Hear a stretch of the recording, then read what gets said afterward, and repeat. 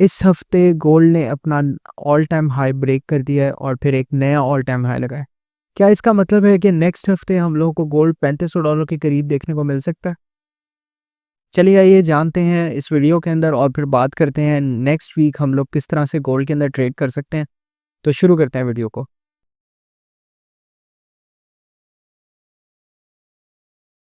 तो बात कर लें हम लोग सबसे पहले मंथली की, तो मंथली के अंदर एक और ग्रीन कैंडल बनी है और इसका बुलिश मोमेंटम टूटने का नाम ही नहीं ले रहा और there is very high probability कि गोल्ड शायद 3500 या $4000 तक भी जा सकता है, बिकॉज अब उसका इतना ज़्यादा सफ़र रह नहीं गया।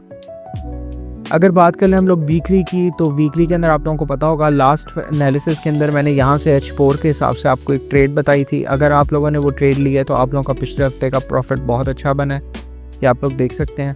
इसने बिल्कुल इस लेवल पे पिन पॉइंट एंट्री दी और यहाँ से ये चल पड़ा। तो अब हम लोग देखते हैं कि हम लोगों का नेक्स्ट जो वीकली का लेवल्स होंगे वो कौन से होंगे। सबसे पहले यही लेवल हमारा होगा। ये लेवल क्यों होगा? क्योंकि अभी तक वीकली का हाई कंफर्म नहीं हुआ, तो ये लेवल स्टिल अभी काम करेगा। उसके अलावा दूसरा लेवल जो हमारा होगा वो इसके नीचे पड़ा हुआ है, वो इस कैंडल का है और ये कैंडल के दोनों लेवल्स बहुत इंपॉर्टेंट है। यहाँ पे आपको कहीं पे भी मार्केट मिलती है तो आपने बाय करना है। अगर सिनेरियोज़ बना के बताऊँ तो पहला सिनेरियो ये है कि मार्केट यहाँ से ऊपर, यहाँ से नीचे आए और फिर यहाँ से हम लोग को बाय दे और हम लोग बाय करेंगे। और फिर दूसरा सिनेरियो ये, अगर वो इस लेवल को भी तोड़ देती है तो हम लोग नीचे वाले लेवल पे आए और यहाँ से हम लोग बाय करेंगे। अब वीकली के अंदर ये चीज़ होने के लिए एक काफ़ी ज़्यादा टाइम लगना है, तो अभी हम लोग वीकली को इतना गौर से नहीं देखते। हम लोग चलते हैं डेली पे और डीपली एनालिसिस करते हैं डेली के टाइम फ्रेम के ऊपर और फिर उसके लेवल्स देखते हैं। ओके, तो अगर हम लोग बात कर लें डेली के टाइम फ्रेम की, तो डेली का टाइम फ्रेम पीछे से आ रहा था बुलिश। आप लोग देख सकते हैं इसने एक कंटिन्यूशन दिया, 2 कंटिन्यूशन, 3 कंटिन्यूशन, उसके बाद उसने एक स्ट्रक्चर रिवर्स दिया।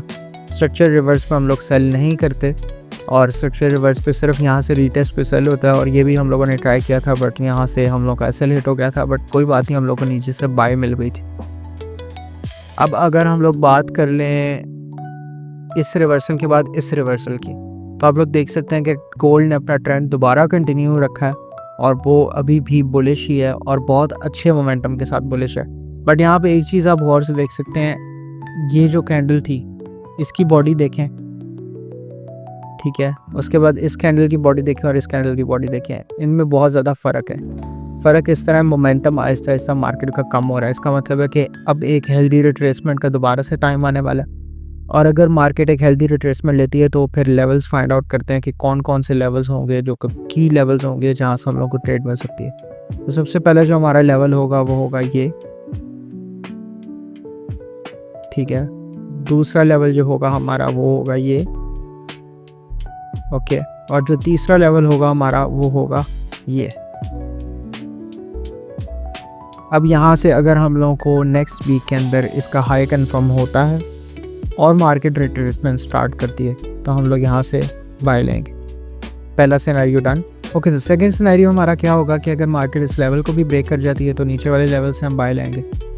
बट अगर यहाँ से हम लोगों ने बाय लेनी है अब ये बायस हमारी सिर्फ अपॉन कन्फर्मेशन होगी। अगर हम लोगों को कन्फर्मेशन नहीं मिलेगी हम वहाँ से बाय या सेल नहीं करेंगे। कन्फर्मेशन लेने के लिए हम लोगों के छोटे टाइम फ्रेम्स होते हैं, M15, M5, M1, इस तरह के टाइम फ्रेम के अंदर हम लोग जाकर कन्फर्मेशन लेते हैं। ये हमारे 3 सिनेरियोज हो गए डेली के। और अगर मार्केट, वैसे मुझे नहीं लगता कि मार्केट रिवर्सल करेगी। और अगर हम लोग बात करें सिनेरियो नंबर 4 की, तो एक और सिनेरियो हो सकता है, वो ये हो सकता है कि मार्केट यहाँ से ऊपर जाए ओपन होके और फिर यहाँ पे एक अच्छी रिट्रेसमेंट ना करे, लेकिन एक हाई कंफर्म करने के बाद, एक छोटी सी रिट्रेसमेंट करने के बाद वो वहीं से एक नया स्ट्रक्चर बना ले।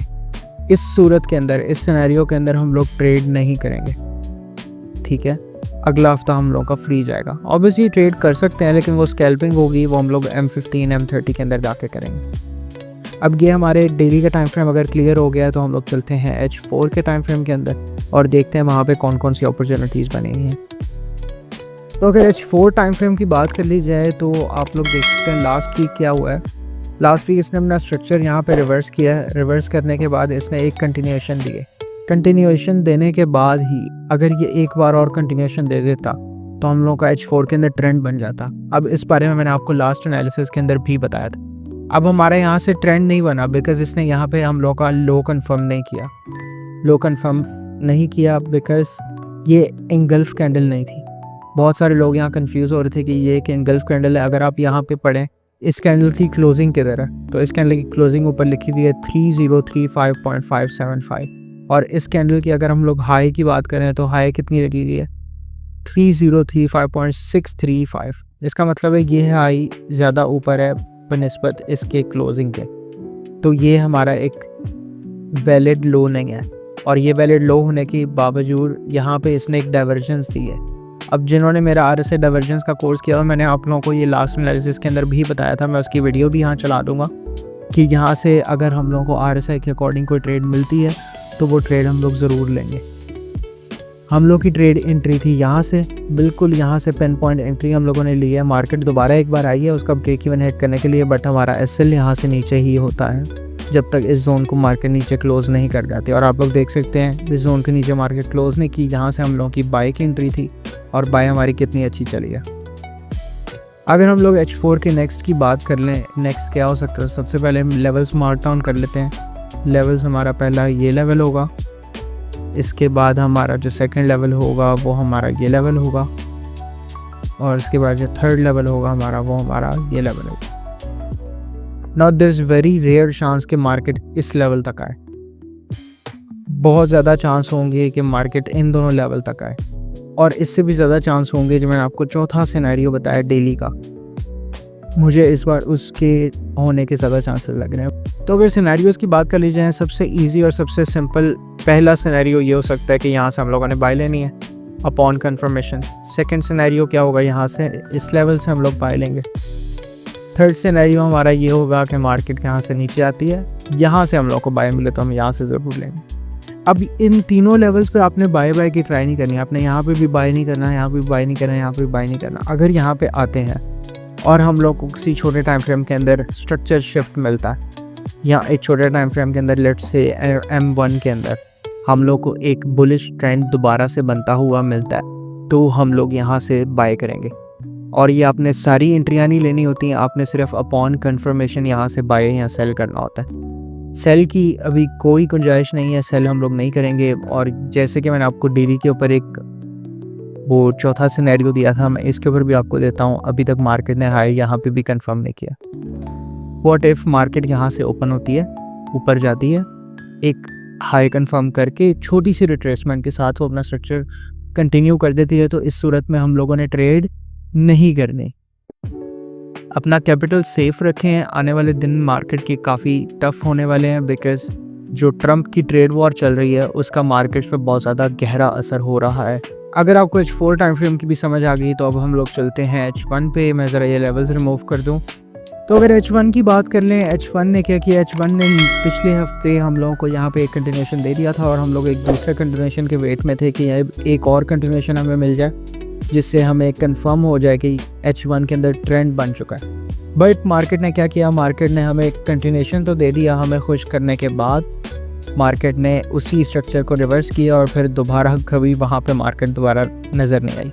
अब अगर सिर्फ आप H1 की ही बात करें, आप भूल जाएं H4 की मैंने आपको RSI डाइवर्जेंस बताई थी, आप भूल जाएं वीकली का वहाँ पे लेवल था, आप बस इसको एज अ माइनर ट्रेंड देखें। तो H1 एक बहुत बड़ा टाइम फ्रेम नहीं है जिसकी बेस के ऊपर आप लोग अपनी एक बायस क्रिएट कर सकें कि अब ये सेल ट्रेंड बन गया है तो अब गोल्ड ने सेल में ही जाना है।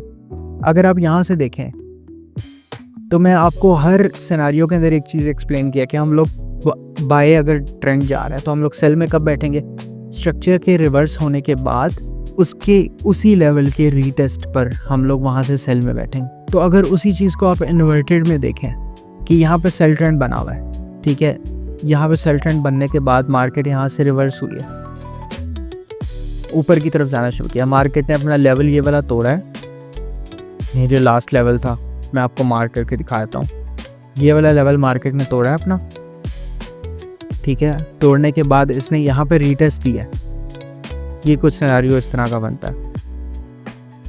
ये देखें रीटेस्ट प्रॉपर हुआ है और फिर यहाँ से हम लोग को बाय मिली है ना, ये देखिए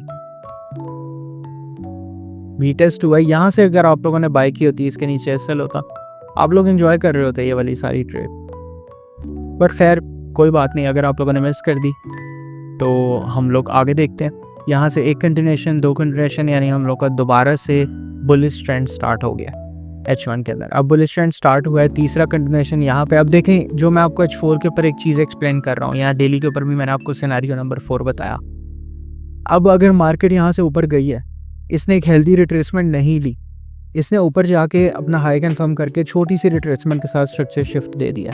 अब इस सूरत के अंदर हम लोग ट्रेड नहीं कर सकते, कि सिर्फ स्कैल्पिंग कर सकते हैं, लेकिन उसका कोई फ़ायदा नहीं है। अगर आप स्कैल्पर हैं, आप यहाँ से फ़ायदा उठा सकते हैं, आप हर जगह अपना पैसा घुसा सकते हैं, लेकिन स्कैल्पिंग मुझे समझ नहीं आती, ना ही मैं रेकमेंड करता हूँ। ओके, अगर H1 की बात कर ली जाए, H1 के अंदर हम लोगों के पास 2 लेवल्स हैं। सबसे पहला तो और सबसे इम्पॉर्टेंट लेवल वो ये, और इसके बाद अगर हम लोग दूसरे लेवल की बात कर लें तो ये लेवल है। इस लेवल का ऑलरेडी टेस्ट हो गया और हाई भी कंफर्म हो गया, तो मुझे नहीं लगता ये यहाँ से नीचे आने वाली है। आई थिंक इसको यहीं से ऊपर जाना चाहिए, और ऊपर जाके जो सिनेरियो नंबर 4 हम लोगों ने H4 की टाइम फ्रेम के अंदर बात की है, वही वाला सिनेरियो दोबारा हैपन होगा मोस्ट प्रोबेबली। अब चांस ये है कि H4 के अंदर और डेली के अंदर जो मैंने आपको 4th सिनेरियो बताया है, वो सेम सिनेरियो यहाँ पे मार्केट रिपीट करे। अगर वो सिनेरियो मार्केट रिपीट करती है तो आई एम वेरी सॉरी, आप लोगों को कोई ट्रेड नहीं मिलेगी नेक्स्ट वीक। अगर फिर भी ट्रेड मिलती है तो उस स्ट्रक्चर के अकॉर्डिंग आपको लेवल्स फाइंड आउट करने होंगे। तो अगर इस तरह का काम होता है मंडे, ट्यूसडे, वेडनेसडे, तो मैं आपको थर्सडे तक एक नई वीडियो बना के उसके अंदर बता दूंगा कि अब ये हमारा स्ट्रक्चर है, ये लेवल्स हैं, और हम लोगों ने इस तरह से ट्रेड करनी है। इसी से हम लोग अपने एक वीकली एनालिसिस का इख्तिताम करते हैं। तो अगर आप लोगों को वीडियो पसंद आई हो तो लाइक करें, सब्सक्राइब करें, बेल के आइकन पे क्लिक करना मत भूलिएगा, बिकॉज हर हफ्ते मैं इस तरह के वीडियोस लाता हूँ जिसमें मैं आप लोगों को एक बेसिक सिनेरियोस बना के बताता हूँ कि आप लोगों ने मार्केट में किस तरह ट्रेड करनी है।